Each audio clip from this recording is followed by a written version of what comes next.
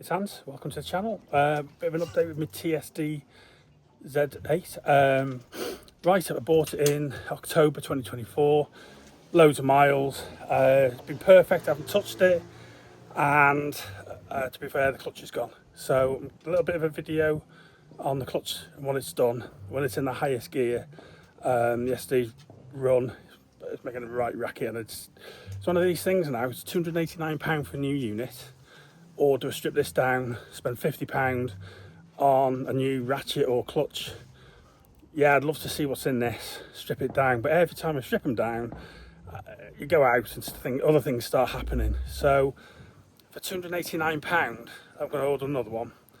And then I'll strip this down, have a look inside it. I think, or do I put it on eBay and just say spares? Because someone out there will have the time to strip it down. But again, if they're going to buy it, they're not going to give them much more than 70 quid for the thing. If they're going to spend 50 quid on a part, it's 150, they're not far off buying the new one anyway. So this is the thing with this TSDZ8. It's very, very economical to buy. I've had nearly 2 years. No, not 2 years. It's like June now. So I've had a year and a half of solid biking. It's done hundreds of miles, thousands of feet climbing in all weathers. It's probably a simple fix. But it's not a £2.5 grand motor, it's a 280 quid motor. So yeah, you may or may not agree. But there you go, yeah, I can't complain. Like I said, it's never ever failed me. It didn't fail me yesterday. It just meant when I was running the highest gear and I'm climbing, it was making that noise, and it's just got worse and worse and worse. So, and to be fair, what's happened is, I think over winter, we lay these things up for a couple of weeks. Rust and condensation gets in, and more likely the rust has damaged the sprag clutch inside, possibly. Anyway, not disappointed at all. I think Tongsheng and your TZ8 rocks, so big fan of it. Anyway, thanks for viewing the channel.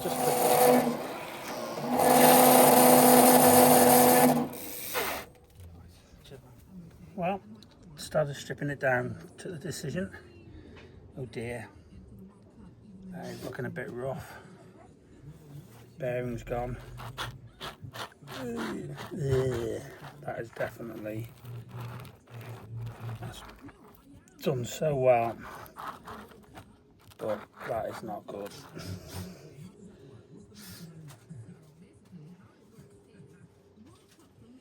Right, I've stripped it down, and I can categorically say that I've seen better days. Look at the state of that. You see that? Oh my dear me. I'm going to strip the motor down, I'm going to have a look inside, see if the seal's gone. Torque sensor's fine, stripped down really easy, like the TZB, the brother of this. There's a torque sensor, it's fine. Like I said, easy to strip, but the bearing, oh dear. It's not happy. That is completely gone. That's not salvageable, unfortunately. Yes, you could take that bearing off there. We'd have to pull it, and then you've got there's a ratchet inside. That sounds okay, but there's a lot of backlash on there. Not backlash, resistance. So when you're running it without pedalling, this thing was binding up. And what I'm surprised about is a paper gasket, which I'm a bit shocked about. So that's failed. And look at the state of it.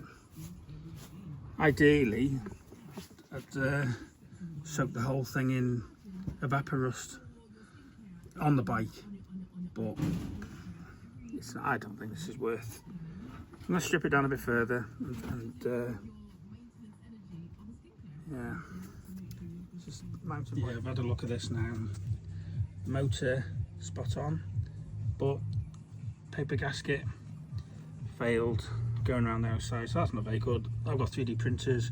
I'm thinking of doing a TPU set of seals, which I think would do a lot better than this paper stuff they've used.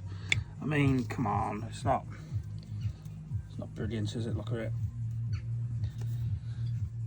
That's the main bearing carrier, that's fine. That's all pretty clean in there, to be honest. And the motor was clean. It's I'm going to just be careful with that. You've got the